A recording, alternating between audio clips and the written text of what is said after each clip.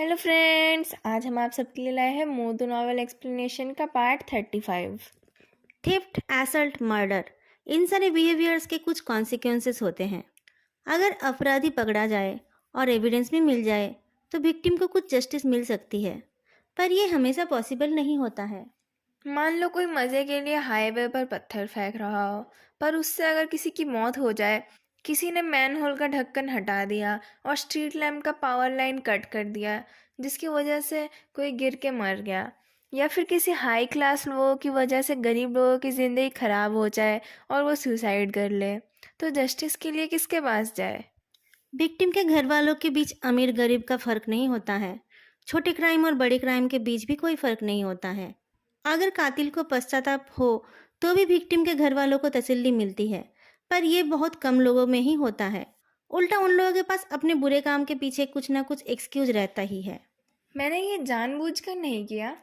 मेरा टारगेट तुम नहीं थे। मुझे नहीं पता था कि ऐसा कुछ हो जाएगा। मैं भी एक विक्टिम हूँ। आखिरकार यही लगता है कि नसीब ही सबसे बड़ा कातिल है। सिटी ब्यूरो के सर्विस कार में कुछ प्रॉब्लम थी। स्टीयरिंग व्हील न्यूट्रल पोजीशन में नहीं आ रहा था। ब्रेक्स भी ठीक से काम नहीं कर रहे थे। हर वक्त एक्सीडेंट का डर लगा रहता है और ऐसा फील होता है जैसे वो कार कभी भी स्ट्राइक कर देगी। लोवेंजो को लगा प्रेसिडेंट फेई इस बात से इरिटेट हो जाएगा, पर फेदू ने थोड़ा सा फ्राउन करके एडजस्ट कर लिया। लोवेंजो रास्ता देखते हुए पूछता है, हम कहाँ जा रहे हैं? हेंगाई प्राइवेट हॉस्पिटल, फेदू ने जवाब दिया। जो हुआ इस दिन पब्लिक हॉस्पिटल में बस एक ही दिन रहा था। उसके बाद वो इस प्राइवेट हॉस्पिटल में आ गया जिसमें उसकी फैमिली का शेयर है। उसके भाई ने कहा पब्लिक हॉस्पिटल के नॉइजी एनवायरनमेंट में उसका फिजिकल और मेंटल ट्रॉमा ठीक नहीं हो पाता। मुझे लगता है वो मीडिया को अवॉइड करना चाहते थे। उसको तो सिर्फ एक कट लगा था ना। तारान ने कहा कि चोट गहरी नहीं थी, तो फिर मेडिकल रिसोर्सेज को वेस्ट करने का क्या मतलब है?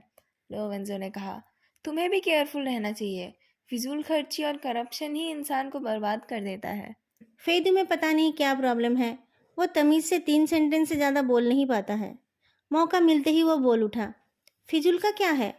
ये जो आप मेरे साथ कार में बैठे हो, क्या इससे मैं बर्बाद हो जाऊंगा? लोवेंजो अपने आप को आहें भरने से रोक नहीं पाया। फिर उसने कहा, डार्लिंग, सिर्फ मेरे जैसा बेशरम आदमी ही तुम्हारे स्ट्रेट फॉरवर्ड फ्लर्टेशन को झेल सकता है। क्या तुम इसी तरीके से नासमझ लोगों को अपने बिस्तर तक ले जाते हो? तुम्हारा तरीका वाकई कमाल का है। फेदू मुस्कुराकर अपनी बेशरम नज़रों को हटा लेता है। यान सिटी के सारे public security authorities city centre के आसपास है। फेदो और लोवेंजो की कार प्रोक्यूरेटोरेट के पास से जा रही थी। रोड के साइड में उन्हें एक मिडल एज्ड लेडी दिखाई दी। उनके हाथ में एक पानी का बॉटल था और गले से एक डिस्प्ले बोर्ड झूल रहा था जिसमें एक डिम्पल वाली मुस्कुराती लड़की की फ़ोटो थी।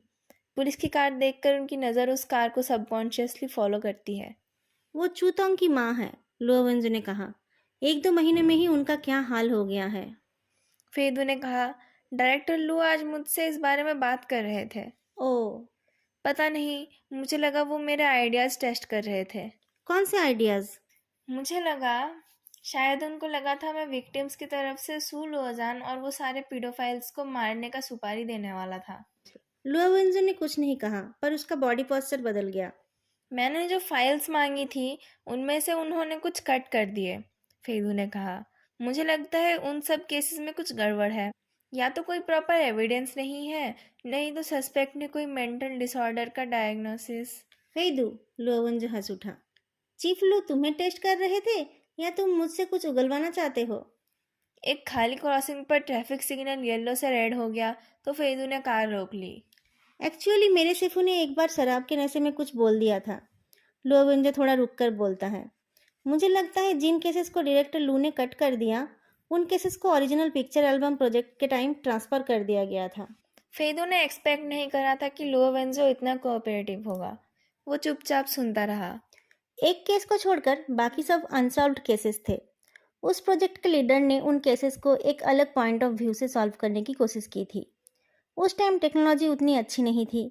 ज़्यादातर एविडेंस मिट गए थे और साइकोलॉजिकल प्रोफाइलिंग को कोर्ट में एविडेंस के तौर पर पेश नहीं किया जा सकता था। उन अनसॉल्व्ड केसेस को बस रिसर्च मटेरियल के तौर पर इस्तेमाल किया जा सकता था। सस्पेक्ट को सजा दिलाना पॉसिबल नहीं था। पर उसके बाद उन सारे सस्पेक्ट्स का बहुत बुरा अंजाम हुआ। कुछ लोगों के साथ अजीब अजीब बरदाते हुए, कुछ गायब हो गए। एक सस्पेक्ट ने एक नोट में कॉन्फेस करके सुसाइड कर लिया। ऐसा लग रहा था कि जैसे भगवान खुद उनको सजा दे रहे थे। इन सब के पीछे जो था वो बहुत शातिर था। उसे पुलिस के तौर तरीका पता था। वो कोई पुलिस वाला ही था। पिक्चर एल्बम प्रोजेक्ट को तुरंत बंद कर दिया गया और उस प्रोजेक्ट में काम करने वाले सबको सस्पेंड करके इन्वेस्टिगेशन किया गया। फेदू को समझ आ रहा था कि क्यों ताओरन के पूछने पर लुओवेंजो ने बात को टाल दिया था। जो लोग उस प्रोजेक्ट में थे वो लोग ज़रूर अपने अपने फील्ड पर काबिल थे।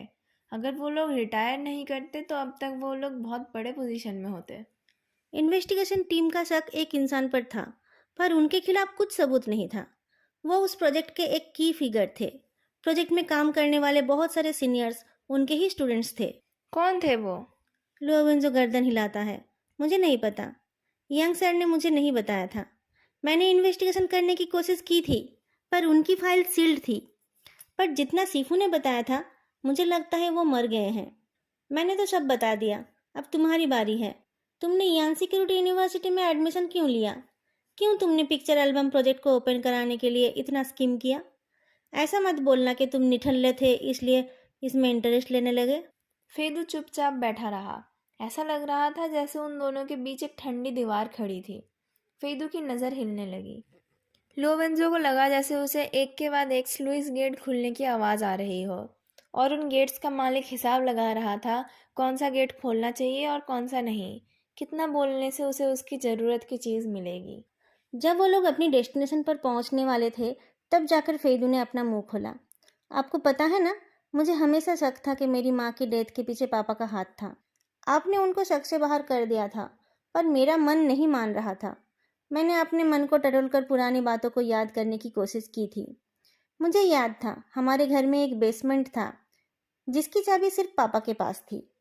6 महीनों तक कोशिश करके मैंने मुश्किल से उस चाबी को और कोड को हासिल किया था और अंदर चला गया था। मुझे वहाँ एक ओपन फोल्डर दिखा था। फेदू खांसने लगा। आई एम सॉरी, मेरी सांसें अटक गई थी। उस फोल्डर में एक पेपर था। मैं बहुत छोटा था। मैंने बस पढ़ना सीखा था। मुझे बस इतना याद है कि उसमें वीसीएस केस, साइकोलॉजिकल ट्रॉमा जैसे सब थे। पेपर फैंस यूएन के नाम से था। बाद में मैंने उनको ढूंढा तो पता चला कि वो एक मिस्ट्री थे। उनके बारे में बस इतना पता चला कि वो यन सिक्योरिटी यूनिट में पढ़ाते थे। लुओवेंजो ने कुछ नहीं कहा। उसे पता था फेदू झूठ बोल रहा था। उसने अपने पेरेंट्स के डेस्क में कई तरह के पेपर्स देखे थे। एक बार उसने अपने डैड के मीटिंग नोट्स को फाड़कर एयरप्लेन बनाया था और उसे बहुत मार पड़ी थी। इसे छोड़कर उसे उन पेपर्स के बारे में कुछ भी याद नहीं है। एक बिजनेसमैन के सीक्रेट स्टडी में वो सब क्यों रहेगा? आपको नहीं लगता ये अजीब है? फेदू पुलिस कार को हेंगाई प्राइवेट हॉस्पिटल के पार्किंग लॉट में ले जाता है। उसके बाद पापा ने वहाँ से सब कुछ हटा दिया और पता नहीं कहाँ छुपा दिया। ओह! लोवेंजो ने फेदू की सच्ची झूठी बातों पर भरोसा किया कि नहीं पता नहीं चला। कार रुकने के बाद अपना सीट बेल्ट खोलकर उसने कहा, अगर आगे से तुम्हें मुझे कुछ पूछना हो तो तुम सीधा सीधा पूछ लेना। मुझे सीधी बात पसंद है। अगर बात बताने लायक है तो मैं ऐसे ही बता दूंगा। तुम्हें अपनी सेक्स अपील इस्तेमाल करने की ज़रूरत नहीं है। और अगर कुछ बताना पॉसिबल नहीं है तो मैं किसी भी हाल में वो नहीं बताऊंगा। मेरे साथ ये सब करने की ज़रूरत नहीं है। फेदू को उसकी बातों का मतलब समझने में थोड़ा टाइम लगा। रुकिए, आपको लगा मैं आपको इस वजह से बाहर ले जाना चाहता था? लुओवेंजो उसे इग्नोर करके दरवाज़ा खोलने जाता है, पर फेदू ने उसका कंधा पकड़ लिया। सीजियंग, मैं बहुत दिनों से पूछना चाहता था, क्या आप मुझसे डरते हो? तुमसे मैं क्यों डरूंगा? डरते हो कि मैं आपके इमोशंस के साथ खेलूंगा? डरते हो कि मैं अर्नेस्ट नहीं हूँ? या फिर आप डरते हो कि आप अपने आप को संभाल नहीं पाओगे अगर ये सब खत्म करना पड़े तो? बहुत ज़्यादा सोचते हो तुम। या फिर आप डरते हो कि मेरे वजह से आप बेड से उठ नहीं पाओगे? लुओवेंजो ने अपनी ज़िंदगी में किसी को अपनी इतनी बड़ाई करते हुए नहीं देखा। कुछ जवाब न देकर उसने फेदू को कार से खींच कर निकाला। जैसे ही वो लोग पार्किंग लॉट से बाहर आए, उनको सारे मीडिया के लोग दिखाई दिए। वो लोग हेंगाई हॉस्पिटल के डोर पर किसी का इंतजार कर रहे थे। जैसे ही किसी ने कहा कि जिनके लिए वो इंतजार कर रहे थे वो बाहर आ रहे हैं, वो लोग तुरंत फोटोज और वीडियोज लेने लगे। अजीब झंझट है। फेदू ने गर्दन उठाकर देखने की कोशिश की। जो हुआ इसे ने नहीं बताया था कि उसके भैया आज छूटने वाले हैं। जो हुआजिन का चोट बिल्कुल भी सीरियस नहीं था, पर एक स्पॉइल यंग मास्टर की तरह बर्ताव करते हुए अपने ही हॉस्पिटल में 3 दिन बिताकर वो एक व्हीलचेयर में बाहर आया। जो हुआइसिन खुद उस व्हीलचेयर को धक्का दे रहा था। उसने एक बहुत बड़ा ब्लैक ड्रेस पहन रखा था, जिससे वो अपने बड़े भाई को कैमरा से बचा रहा था। जो हुआजिन ने हंसकर कहा, अगर वो फोटो खींचना चाहते हो तो खींचने दो, मुझे गार्ड करने की जरूरत नहीं है। जो हुआइसिन चलता रहा। भैया, आपको मुझे कुछ कहना नहीं है?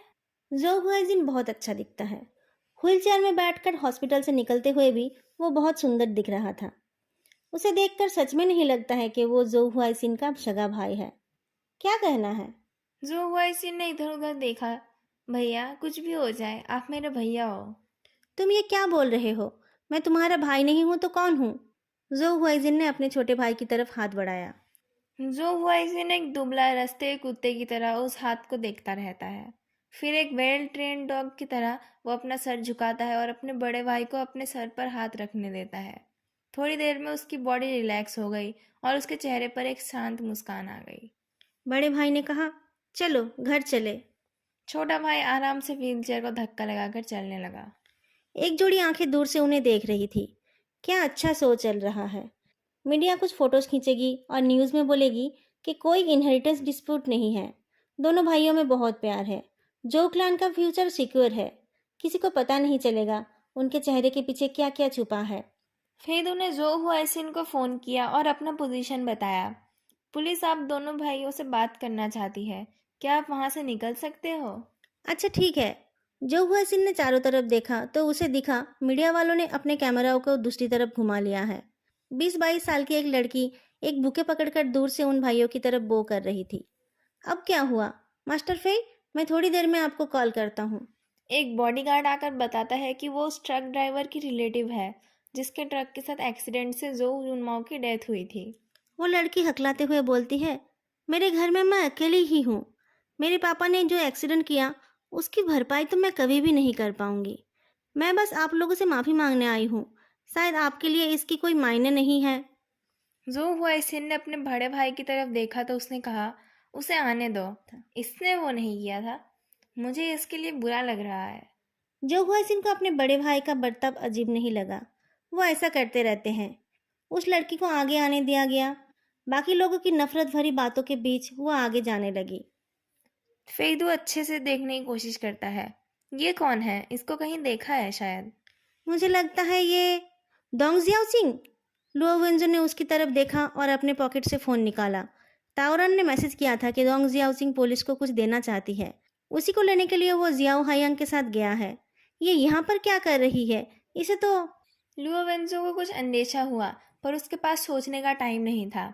गार्ड रेल के ऊपर हाथ रखकर वो उसके ऊपर से जंप करता है और दौड़ लगाता है। फेदू भी उसके पीछे जाता है।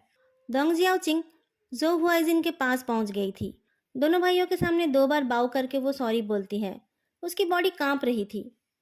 जो हुआइजिन फ्लावर्स के लिए हाथ बढ़ाता है। मुझे पता है वो एक एक्सीडेंट था, कोई बात नहीं।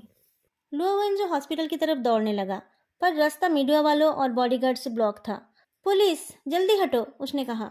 आंखों में आंसू लेकर डोंग जियाओचिंग लिलीज का एक बड़ा बुके जो हुआइजिन की तरफ करती है। जो हुआइजिन उसे रोकने जाता है क्योंकि उसके भाई को फूलों से एलर्जी है। पर उसे फूल के पीछे कुछ चमकता हुआ दिखता है तो वो बिना कुछ सोचे अपने भाई के व्हीलचेयर को धक्का दे देता है। तभी उसके पेट के नीचे एक शार्प मेटल चुभ जाता है। वो दर्द से कतरा उठा। उसका बड़ा भाई व्हीलचेयर के साथ गिर गया और अपने आंखों पर भरोसा नहीं कर पा रहा था। मेलोन नाइफ को जो हुआइसिन के पेट में मारकर डोंग जियाओचिंग पागलों की तरफ रोने लगी। मैं तुम्हें ऊपर भेजने आई हूँ। उसी टाइम वेव्स बैंड एस्टेट के सामने पहुंचकर ताओरन और जियाओ हायांग देखते हैं कि वो एस्टेट फायर ट्रक से घिरा हुआ है। जियाओ हायांग ऊपर देखता है। गहरे काले धुएं ने उस एस्टेट को घेर रखा था।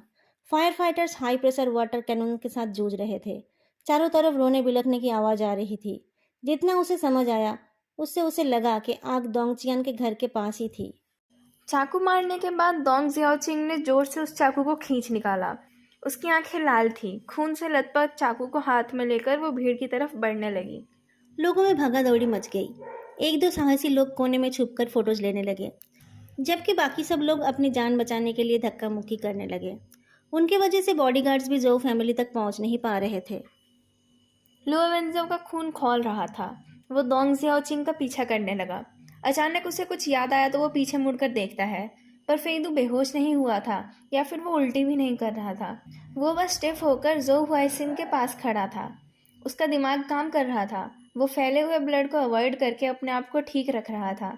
लुओ वेंजो को पीछे मुड़ते देख उसने हाथ हिलाया। लुओ वंजो के पास ज़्यादा कुछ सोचने का टाइम नहीं था।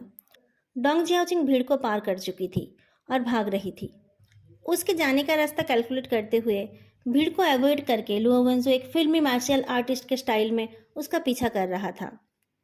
चाकू मारना और दोंग जियाओचिंग का भागना बहुत जल्दी जल्दी हो गया।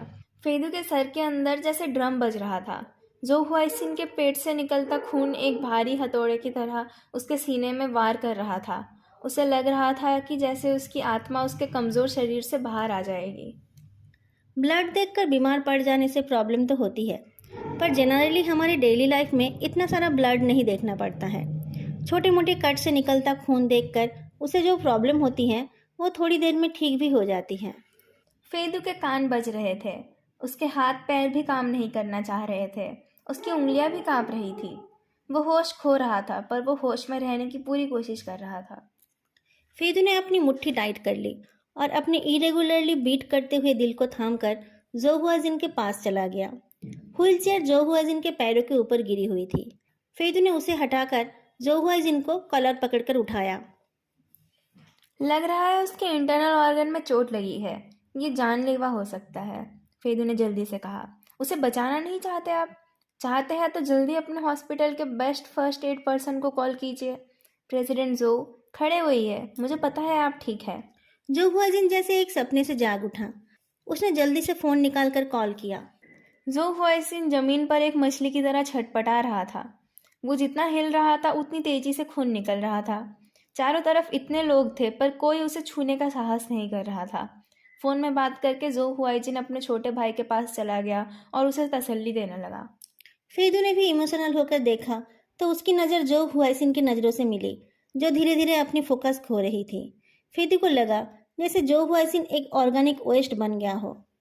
फेदू का अस्तित्व दो हिस्सों में बंट गया था। उसका एक हिस्सा बहते हुए खून को देखकर डिजी हो रहा था और दूसरा हिस्सा अपने आप को झुंड से निकाला गया जानवर जैसा फील कर रहा था। वो मरते हुए जो हुआइसिन को उस जो दादा से मिला नहीं पा रहा था जिसे वो जानता था। वो समझने की कोशिश कर रहा था कि कोई नॉर्मल आदमी इस हाल में कैसा फील करता होगा। पर बहुत कोशिश करके भी वो कुछ समझ नहीं पा रहा था। सब मरने से डरते हैं, लेकिन डर किस बात का है वो कोई नहीं जानता है। मरने में कोई दर्द नहीं है, बल्कि उसमें खुशी होती है। कभी किसी जानवर के आंखों में देखा है जो मरने जा रहा हो? उसे देखकर लगता है जैसे उसे उस इटर्नल ट्रूथ का पता चल गया हो कि जीवन बस एक माया है। इंसान की चेतना बहते पानी की जैसी है। वो दिशा बदलती रहती है। मृत्यु ही उसकी आखिरी दिशा है। अगर तुम इसे समझ ना पाओ या अपनी चेतना को कंट्रोल ना कर पाओ तो तुम्हारा जीवन तुम्हारा नहीं है। और अगर वो तुम्हारा नहीं है तो वो तुम्हारे सोच से हमेशा अलग होता रहेगा। जो हमेशा एक रहेगा वो है तुम्हारा शरीर। पर शरीर और चेतना दोनों अलग चीज़ें हैं। इसे एक सोचना ही गलत है। खून की स्ट्रांग सेंट फेदू के नाक में घुस रही थी। फर्स्ट एड करने वालों ने जो हुआइसिन को घेर लिया था। इमरजेंसी ट्रीटमेंट के बाद वो लोग उसे अंदर ले गए। फेदू भी उनके पीछे पीछे इमरजेंसी रूम तक गया। उसके बाद वो अपने आप को और संभाल नहीं पाया। उसे रेस्ट रूम जाना ही पड़ा। डोंग जियाओचिंग मर्डर वेपन हाथ में लेकर भाग रही थी। उसके बाल खुल गए थे और दौड़ने की वजह से उसके सुंदर कर्ली बाल ऊपर नीचे हो रहे थे। लुओवंजो ने उन दोनों के बीच की दूरियों को कम कर लिया था। डोंग जियाओचिंग, रुक जाओ। तुम्हें लगता है कि तुम भाग पाओगी? वो शायद थक गई थी। लुओवेंजो की बातें सुनकर वो रुक गई और उसने अपने हाथ की छुरी ऊपर कर ली। लुओवेंजो छुरी देखकर नहीं डरा। उसके जैसे 10 जियाओचिंग भी अगर छुरी लेकर खड़ी रहती तब भी वो नहीं डरता। पर उसे नहीं पता था जियाओचिंग का मेंटल स्टेट कैसा है। वो अपने आप को मार न ले, इस डर से वो दूर खड़ा हो गया। शांत हो जाओ। अपने हाथों को नीचे करके वो जेंटल नज़रों से उसे देखता है। जिसे तुमने चाकू मारा वो मरा नहीं। डरने की बात नहीं है, सब ठीक हो जाएगा। डोंग जियाओचिंग का स्ट्रेस धीरे धीरे कम हो रहा था। उसके हाथ कांप रहे थे, या तो डर से या फिर ये सोचकर कि उसने दोबारा चाकू क्यों नहीं मारा। मैं एक पुलिस ऑफिसर हूँ, अपनी आईडी निकालकर लुओवेंजो ने कहा। तुम्हें कुछ चाहिए तो तुम मुझे बता सकती हो। डोंग जियाओचिंग शांत हो रही थी। इस दुनिया में कोई उसकी बात सुनने को तैयार नहीं था, पर अब जब कोई उसे सुनना चाहता है तो उसकी बोलती बंद हो गई थी। लो वेंजो के कहने पर वो चाकू नीचे करती है और अपने पापा के बारे में कुछ बोलना चाहती है। लुओवेंजो ने कहा, तुम्हारे पापा के साथ गलत हुआ, पर हम तुम्हारे पापा को बदनामी से बचा लेंगे। मेरे पापा के साथ गलत नहीं हुआ, वो भी उन लोगों में से ही थे। वो लोग। अचानक एक छोटी सी सेदान हवा की तेजी से उस लड़की की तरफ आ गई। लुओवेंजो के रिएक्ट करने से पहले ही डोंग जियाओचिंग उसके पास से उड़ गई। वो सेदान लुओवेंजो की तरफ ही आ रही थी। वो जल्दी से हटने गया, पर कार के साइड मिरर से टकरा गया। मिरर तुरंत टूट गया और लुओवेंजो रोल करके रास्ते से हट गया। उस सेदान के ड्राइवर ने टाइम वेस्ट नहीं किया और हवा की तेजी से भाग गया। हेंग आई हॉस्पिटल के बैक डोर में उस टाइम कोई नहीं था। लुओवेंजो की बॉडी नम हो गई थी, उसे उठने में टाइम लग गया। डोंग जियाओचिंग की तरफ दौड़ते हुए उसने सिटी ब्यूरो में फ़ोन लगाया। हेंगाई हॉस्पिटल के बैक डोर नानशन रोड में एक वाइट सेडन जिसका मॉडल ये है और नंबर ये है। पूरे शहर में नोटिस भेजो, नहीं पूरे देश में नोटिस भेजो। अगर वो पैसिफिक ओशन में भी चला जाए फिर भी उसे खींच निकालो। डोंग जियाओचिंग की बॉडी का बुरा हाल था। उसके जिंदा रहने का कोई चांस नहीं था। लुओवेंजो गाली देने से अपने आप को रोक नहीं पाया। उसके आईब्रो में खुजली हुई और वो खुजलाने गया तो उसे पता चला कि कांच के टुकड़े से उसका आईब्रो कट गया था। जोर जोर से सांस लेते हुए वो बोलता है, ताओरान और जियाओ हायांग का क्या हुआ? वो लोग डोंग जियाओचिंग के घर पहुंचे? लैंग चियाओ लुओवेंजो का ऑर्डर फॉलो कर रही थी। फ्री होकर वो बोलती है, मैं आपको रिपोर्ट करने वाली थी। डेपुटी ताऊ ने कहा कि उसके घर में कोई नहीं है और घर में आग लग गई है। बॉस, वहाँ क्या हो रहा है? लुओवेंजो ने आंखें बंद कर ली। डोंग जियाओचिंग के अटैक से जो लोग इधर उधर हो गए थे वो फिर से आ गए थे, पर कोई उसकी डेड बॉडी के पास नहीं जा रहा था। वो जोउ हुआइजिन को क्यों मारना चाहती थी? उसने जियाओ हायांग को क्यों कांटेक्ट किया था? क्या देना चाहती थी वो? और उसने ये क्यों कहा कि उसके पापा भी उन लोगों में से ही थे? कौन है वो लोग? कौन इतना बोल्ड है जो एक क्रिमिनल पुलिसमैन के सामने मर्डर कर सकता है? उधर फेदू इतनी उल्टी करे जा रहा था कि मुंह धोते टाइम उसके हाथ कांपने लगे थे। अपनी शर्ट के बटन्स खोलकर वो अपना चेहरा धोता है। अपने गीले बालों को ठीक करके वो अपने मुंह में 2 ब्रेथ मिंट्स डालता है। मिंट्स के डिजॉल्व होने के बाद वो पॉकेट में हाथ डालकर निकल आता है। जो हुआइजिन बेंच में झुककर बैठा था और अपने खून से रंगे हाथों को घीसे जा रहा था। एक वेट पेपर टॉवल को ऊपर से आते देख वो नज़रें उठाता है। फेदू सामने खड़ा था, पर उसकी नज़र ऑपरेशन थिएटर की लाइट पर थी। हाथ पोंछ लीजिए, फेदू ने कहा। आप मुझे नहीं जानते हैं, पर मैं कभी कभी हुआइसिन के साथ पार्टी करने जाता हूँ। जानता हूँ, मैं आपसे मिलना चाहता था। मैं आपसे मिलना चाहता था। हुआइसिन आपके बारे में बोलते हुए नहीं थकता है। तभी हॉस्पिटल के कुछ स्टाफ जल्दी में उनके पास से गुजरे। जो हुआइजिन घबराकर खड़ा हो गया और ओटी की तरफ देखने लगा। उसके बाद से वो ना तो बैठ पाया और ना ही एक जगह पर खड़ा रह पाया। उसके चेहरे पर जो एक रिफाइंड मास्क हमेशा रहता है वो वैनिश हो चुका था। उसके दोनों हाथ जुड़े हुए थे, जैसे कि वो किसी भगवान से रहम की भीख मांग रहा हो। वो अपने आप को तसल्ली भी देने लगा, वो ज़रूर ठीक हो जाएगा। इतना बड़ा चाकू पेट में गया और निकाला गया। ठीक हो पाना इतना तो आसान नहीं है, फेदू ने हार्टलेसली कहा। प्रेसिडेंट जो, ये तो हम जानते हैं कि जिंदगी और मौत नसीब का खेल है, फिर भी उसने ये आपके लिए किया है। मैं जानता हूँ। मैं चाकू के सामने आने की बात नहीं बोल रहा हूँ, फेदू एग्रेसिवली बोलता है। आपको पता है मैं क्या बोल रहा हूँ। आपको नहीं लगता है दुनिया को धोखा देने का फल आपको एक ना एक दिन जरूर मिलेगा? अगर आप झूठ बोलते रहे तो झूठ भी सच हो जाता है। क्या आप वहाँ से शुरू करना चाहते हैं जहाँ से आपने खुद की किडनैपिंग प्लान की थी? जो हुआइजिन कांप उठा और काले कपड़े वाले कुछ बॉडीगार्ड्स पास आने लगे। फेदू के होठों में हंसी आ गई। उसने उन गार्ड्स को इग्नोर कर दिया। जो हुआइजिन ने अपने बॉडीगार्ड्स को जाने के लिए बोल दिया। फेदू वेंडिंग मशीन से 2 पानी का बोतल लाता है और एक जो हुआइजिन को देता है। पानी पीकर जो हुआइजिन ने कहा, मैंने ही सब अरेंज किया था। आपको डर नहीं था कि पुलिस लेट पहुंचेगी और आप सच में डूब जाओगे? बैकअप के लिए वहाँ कुछ लोग थे, वो लोग वहाँ के लोकल्स थे। आप तो हमेशा दूसरे देश में रहते हो, तो आप उनको कैसे जानोगे? हुजैनू ने आपकी मदद की होगी। बैसा रिवर को क्यों चुना आपने? प्लान मेरा ही था, सबने बस मेरे ऑर्डर्स फॉलो किए। बायशा रिवर एयरपोर्ट के रास्ते पड़ती है। जिसने मुझे हेल्प किया वो भी वहीं से है और बायशा रिवर से हमारा कोई कनेक्शन नहीं है। जब मुझे उनकी मौत की खबर मिली तो मुझे लगा कि ये एक मौका है। ऐसे तो मैं बस एक मैस्कॉट हूँ। जो जुनमाओ ने सब सेट कर रखा है। उनके मरने के बाद भी मुझे बोलने का मौका नहीं मिलता। उनका हेंचमैन जेंग काइफेंग जो है। मुझे लगता है आइडेंटिटी और एक्सपीरियंस के मामले में आप यांगबो से अच्छे पोजीशन पर है। आइडेंटिटी? कौन सी आइडेंटिटी? मैं तो बस एक दिखावा हूँ। दोस्तों, आज के लिए इतना ही। वीडियो कैसी लगी बताना मत भूलना, और साथ में वीडियो को लाइक और चैनल को सब्सक्राइब करना भी मत भूलना। फिर मिलेंगे अगली वीडियो में। तब तक के लिए बाय।